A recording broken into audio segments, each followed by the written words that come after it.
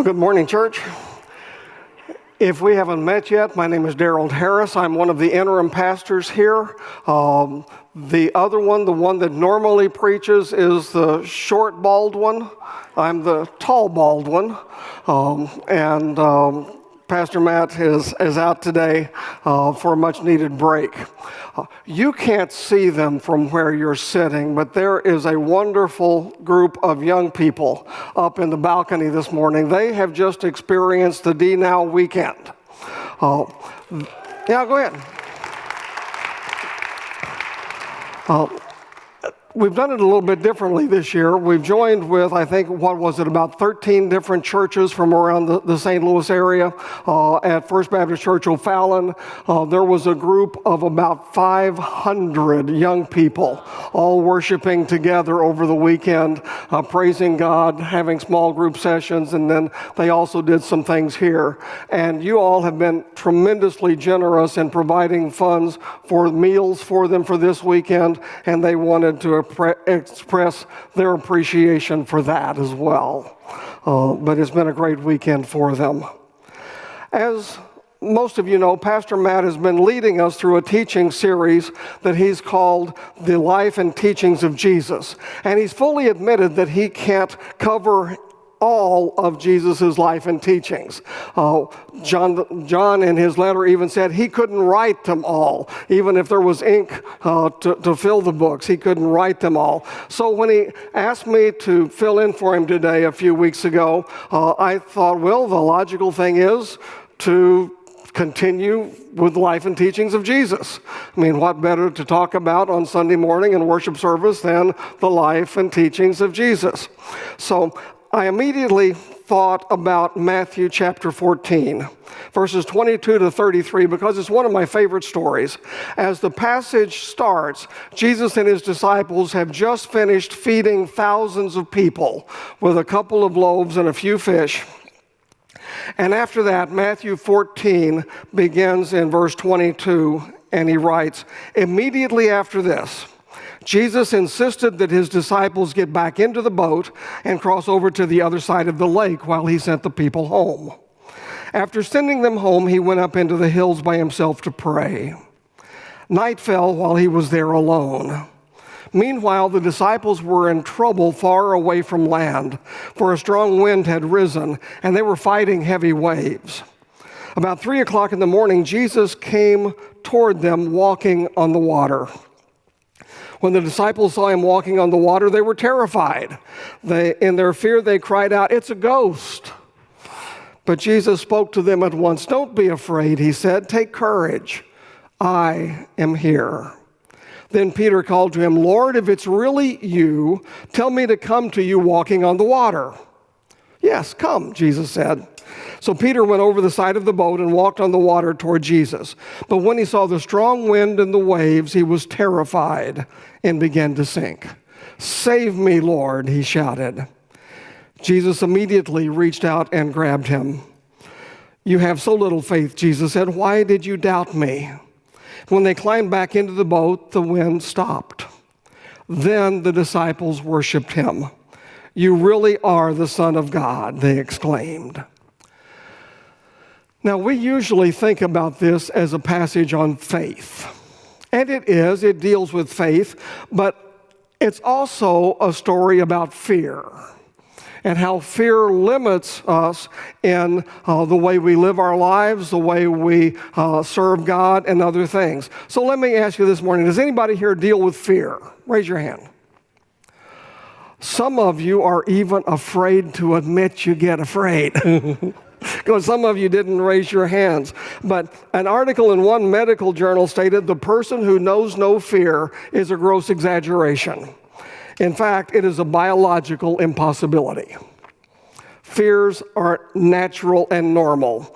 So everyone has fears.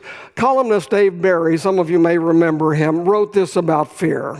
He says, all of us are born with an instinctive set of fears. The fear of falling, the fear of the dark, the fear of lobsters, the fear of falling on lobsters in the dark, and the fear of the words, "some assembly required." Those are terrifying words. Face it, we're all afraid of something. We may be afraid of loss. We may be afraid of failure. We may be afraid of rejection. We may be afraid of the future. Some of you may be afraid. I'm going to talk about you this morning. We all have fears. You do, I do.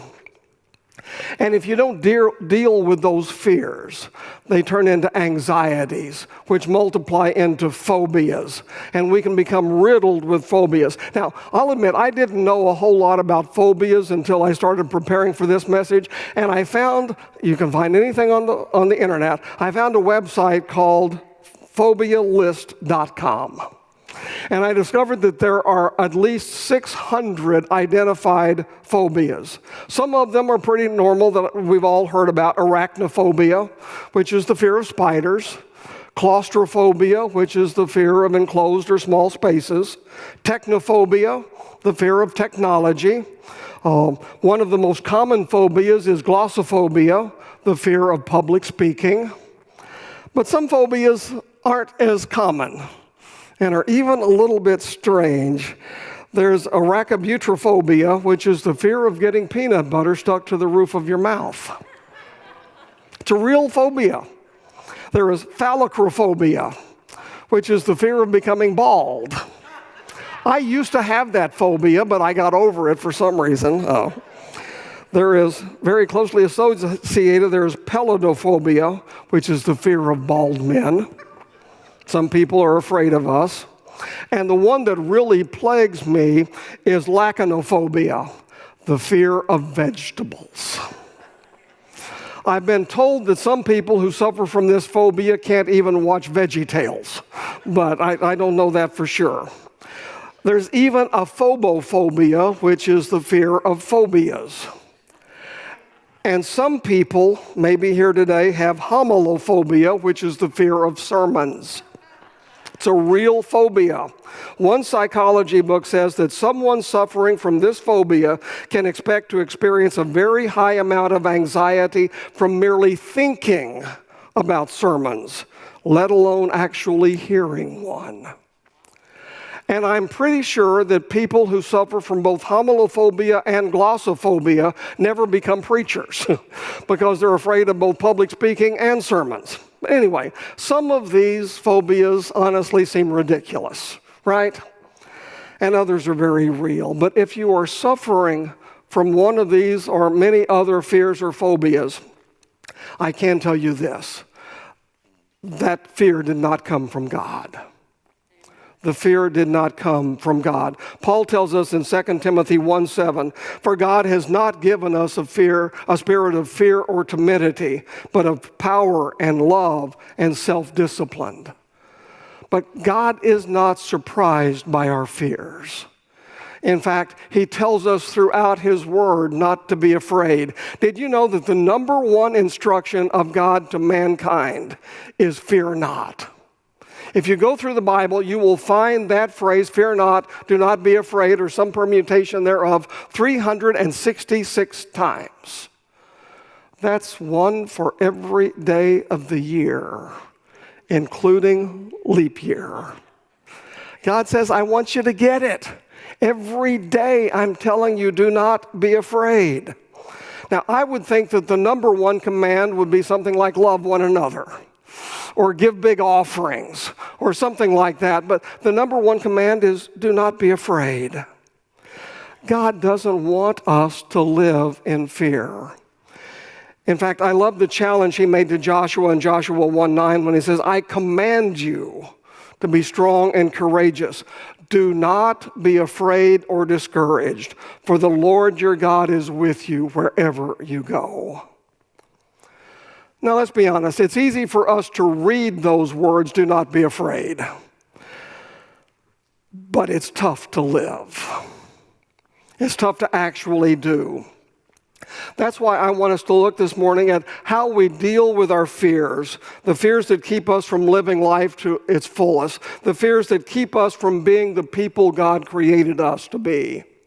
Now, the phobias.com website includes a disclaimer. It says, please don't ask me anything about curing phobias because I know nothing about that. My interest is in the names only. Well, my interest is very different. I don't care about the names.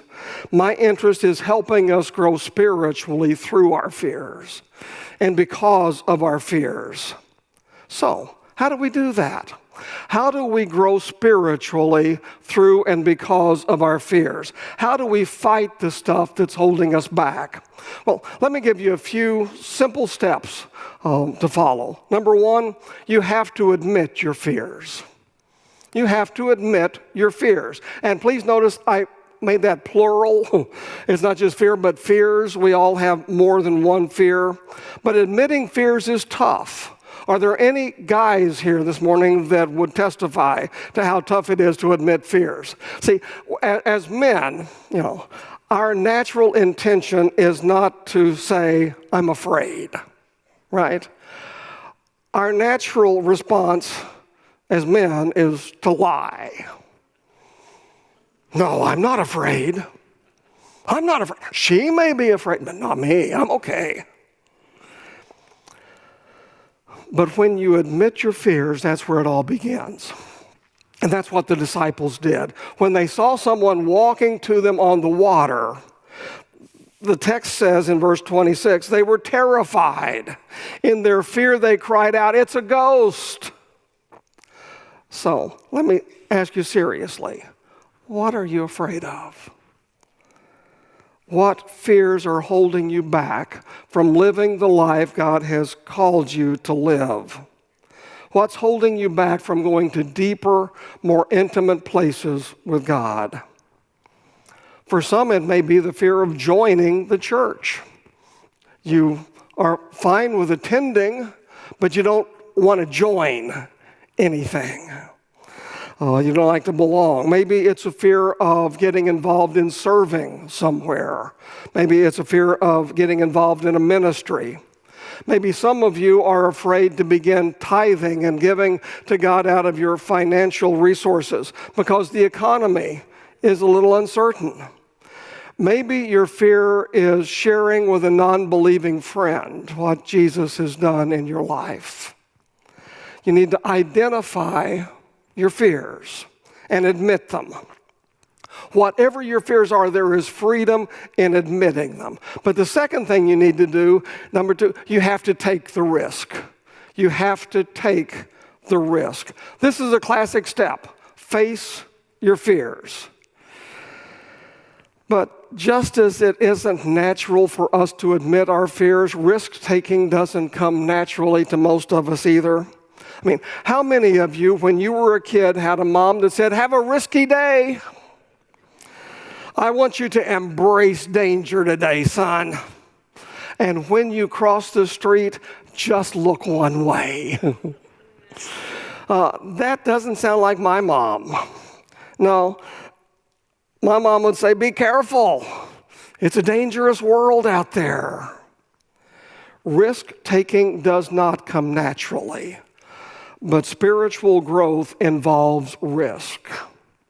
And risk goes hand in hand with fear. Look at verse 29. "Come," Jesus said. So Peter went over the side of the boat and walked on the water toward Jesus. Wow. That is amazing to me. That is a big step. Can you imagine doing that? To get out of the boat, to walk on water in the midst of a storm of all things. Now, there's a word for people who do risky things just to take a risk, and that word is foolish. But there's also a word for people to do things that feel risky, but you know God is a part of, and that word is faith. With Peter, this wasn't just any old risk. He wasn't playing Evel Knievel, being a daredevil. No, this was Jesus calling. And Jesus said, "Come, I'm going to go." And personally, as I look back over the bumps in my spiritual journey, the times when I have grown deeper and more intimate places with God, those have been the times I've taken risks. Now, this may disappoint some of you when I admit this, but my spiritual journey is not just a straight line toward growth. My spiritual journey is not some steady uphill walk to a rose garden. Now, my spiritual journey, like yours, has had its ups and downs and twists and turns, more like a roller coaster than anything else. And as I look back over the years I've known and walked with Jesus, at the times when my spiritual journey was stale, the times that I grew and took the step to the next level was when I took a risk, because God told me to. You have to take a risk. Make the jump. Get out of the boat. Now, a lot of us look at people like that and say they are so fearless. They are so courageous. I wish I could honestly tell you this morning that I'm a jumper. When Jesus says get out of the boat, I'm there. I can't say that. I'm more analytical, maybe. Maybe more reluctant, whatever you want to call it. But I look at other people that have courage and say, I wish I was like them. But I've discovered that courage is not the absence of fear. Courage is doing the right thing even when you are afraid. Courage is rejecting comfort and doing the thing you fear most if God tells you to do it. The lack of action adds fuel to the fear.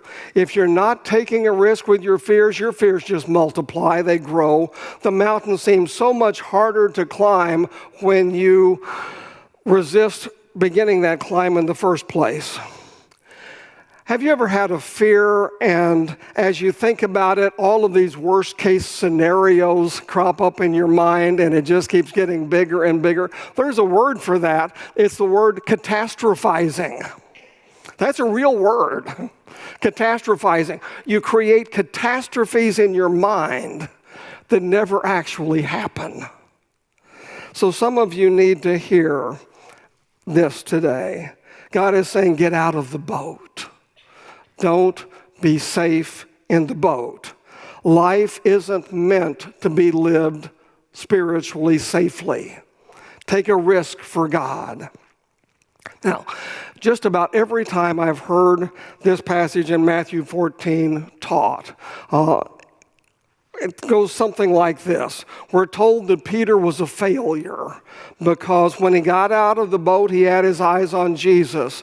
But then he took his eyes off Jesus and he began to sink. So don't take your eyes off Jesus.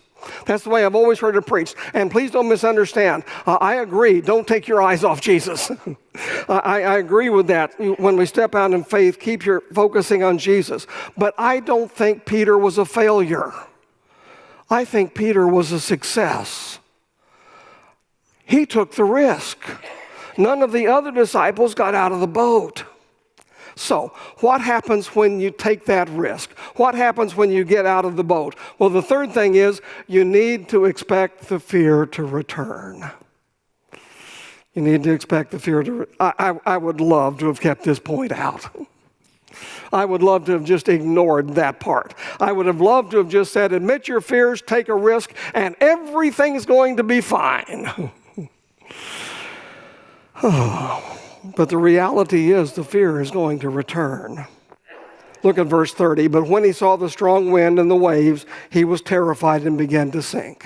Save me, Lord, he shouted. The fear is going to return. Because of this morning's message, some of you may start to feel a little bit confident. Maybe some of you will go to see Kathy Scott, and you'll volunteer to teach 4-year-olds, okay? And Kathy will say, wonderful, here's your curriculum. After she does all of the necessary background checks, please. That's very important. But she'll say, here's your curriculum, go for it. And you go to teach the 4-year-olds. And you're all ready to teach, and you stand in front of those 4-year-olds, and suddenly you begin thinking, I'm not good enough. I don't know the Bible well enough. What if I drop the flannel board and the ark falls on baby Jesus? And again, you start catastrophizing. The fear is going to return. You can count on it. Some of you were thinking, for me to go to the next place, the next level in my spiritual journey, I have to spend more time reading God's Word and studying God's Word. So maybe during your lunch break at work or at school, you pull out your Bible and you begin to read it. Then on the third day, one of your coworkers or fellow students walks by and says, "What are you now, a Jesus fanatic?" And you close the Bible and slip it back into your purse or your pocket. Some of you may develop the courage to invite a friend to coffee, where you plan to tell them about the change that God has made in your life. You are excited. You're ready to do it. You're ready to share your story, and you see your friend walking towards you, and the fear returns, and you want to change the subject. The fear is going to return, the fear of rejection, the fear of failure. And let's say you do fail. Not just a perceived failure, but an actual failure. You take a risk and you fail. You try working with 2-year-olds, but every time they cried, you cried. And every time they wet themselves, you cried some more. What do you think I was going to say? What do you do when you fail? Well, number 4, you have to embrace the presence of God. You have to embrace the presence of God. If you begin to sink like Peter did, here's the good news of the gospel. When you sink, God doesn't. Jesus proves this. In verse 31, he said, Jesus immediately reached out and grabbed him. I love that word, immediately. Immediately reached out and grabbed him. Immediately, right in the midst of your failure, you can experience the presence of God. Because when you fail, God doesn't. When you fail, God doesn't. God's presence is available 24/7. God doesn't have a part-time role in the life of a believer. He's there always. Now, if you're anything like me, you may have a part-time memory and you forget God's presence, but he's always there. Peter had a tough time with this too. He didn't immediately recognize God. He had said back in verse 28, Lord, if it's really you, don't know for sure, if it's really you, tell me to come out on the water. Maybe today in the midst of your fear, it's difficult to see God. But I don't want you to leave here this morning without hearing God's promise. And his promise is, I will never leave you. His promise is, there is nothing that you and I together cannot do. And I really want you to hear that. I want you to hear that there is nothing that you and God cannot handle together. And when people get their arms around this truth, that there's nothing that you and God can't handle together, when people do that, their lives are radically changed.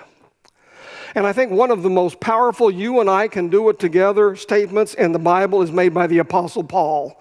In Philippians 4:13, he says, I can do everything through Christ who gives me strength. Now, some of you are saying, yeah, I know that verse. I've heard that verse many times. In fact, I've got one of these little needlepoint things with this verse on it back home. I can do all things through Christ, which gives me strength. See, the problem is too many of us have made this into some kind of a pithy, superficial platitude. So I want to give you the context in which Paul wrote my favorite verse. As a matter of fact, I want you to transfer yourself back into Paul's context. So imagine that this is you. You've lost your job. You're isolated from your friends. You're living in a strange country where you don't know people. Jealous enemies have trashed your reputation. You've been arrested on false charges. You've been beaten, put in jail, and you may be put to death tomorrow. Put yourself in that situation. What's going on in your mind? What's going on in your heart? Is anybody here afraid in that situation? Well, I certainly am. And yet, what did Paul say? I can do everything through Christ who gives me strength. When I read these words, I have often thought, how can he write this? How can he do it? I can do all things through Christ, which gives me strength. How can he say that in this situation? The answer is simple. Paul has experienced the presence of God. But more than that, he is experiencing the presence of God in the midst of that situation. This is the same guy who wrote, "For me to live is Christ and to die is gain." Because if I die, what's the worst thing that'll happen to me? I go to heaven to be with God. Try to imagine what your day might be with that kind of an attitude, with really practicing the presence of God. Try to unfold your day with me. You wake up in the morning and you face things, good things and bad things. But all day long, you're breathing in and out. I can do all things through Christ who gives me strength. I can do all things through Christ who gives me strength. That is practicing the presence of God. And slowly, over time, God takes your fear and he enhances your faith. And when we come into his presence, our fear diminishes, our faith increases, and then number 5, you have to give the praise to God. You have to give the praise to God. What did the disciples do in this situation? The disciples praised God. Verses 32 and 33, when they, meaning Jesus and Peter, when they climbed back into the boat, the wind stopped. Then the disciples worshiped him. "You really are the Son of God," they exclaimed. See, this whole event begins in Matthew 14 in fear, and it ends in worship. It starts with fear, it ends with worship. See, when you worship, you don't have time to worry. When you worship, you don't have time to fear. When you worship, your focus is on God, not on your situation and not on your own fears. Psalm 34 verses 2 through 4 says, "I will boast only in the Lord. Let all those who are discouraged take heart. Come, let us tell of the Lord's greatness. Let us exalt his name together. I prayed to the Lord and he answered me, freeing me from all of my fears." I love that last sentence. I prayed to the Lord and he answered me, freeing me from all of my fears. That is a promise from God. So as we wrap this up this morning, start with the fear. Whatever your fear or fears might be, make it very personal, very real. Identify it. And that fear moves us to take risks and moves us to more faith. And having more faith, we draw closer to God. And drawing closer to God, we worship him. And in worshiping him, we focus on him and not our fears. I think that's a beautiful cycle, don't you? Now, I'm not under any false assumption that after hearing a 30-minute message from me this morning, you're going to walk out of here saying, "I'm going to conquer my fears. Now I have all the gifts and the tools I need. Thank you, Derald. Now I can do it." It's not going to happen. I realize that many, if not most of your fears are bigger than what I can offer you on my own. But I can offer you God's word. I can offer you some help and some principles and a reminder that God is with you throughout your fears. And as I said before, I truly believe that overcoming fear is a joint effort. You do your part and God does his part. And his is the biggest part. You just need to step out. If you're serious about overcoming your fears and you're serious about being liberated from the chokehold that those fears have had on your life, this morning, just take a step, maybe even just a tiny baby step, and say, where do I need to start? And then start there. You know, we are privileged to have a relationship with the highest of all authorities, the creator of the universe. And that highest authority tells us in Isaiah 43:1, do not be afraid, for I have ransomed you. I have saved you. I have called you by name, and you are mine. Hebrews 13:5-6, God said, I will never fail you. I will never abandon you. So we can say with confidence, the Lord is my helper, so I will have no fear. What can mere people do to me? It's my fear that some of you today would hear the words of Jesus saying, come to me. It's time. You've been living under the tyranny of your fears and anxieties for too long. It's time to start doing what you have always longed to do, what you have always felt God calling you to do, but you haven't had the courage. It's time to face the things you've always wanted to face and just were afraid. It's time. Some of you here this morning may be seekers. And maybe now is the time when you drop your fears and you open your heart to God and you say, I don't want to stand on the sideline anymore. I want to get in the game. So Jesus Christ, come into my life. I'm saying the same thing to you now that Peter said as he was walking on the water. Save me, Lord. Save me. So forgive me of my sins. Take over my life and guide me. I want to be a member of your family. Some of you may need to take that risk. Some of you I've already kind of alluded to before. Some of you may have attended Fifi Baptist Church for a long time, maybe even for years, but you've never officially joined the church. Now's the time. You see, church is not a place where you go. Church is not an event or a location. Church is a family to which you belong. It is a relationship. So don't be afraid to join the family. And in a few weeks, maybe a few months, there's going to be a very, very important vote coming up. And if you want to be able to vote on the next pastor of this church, whenever God leads the pastor search committee to that individual, you need to be an official member.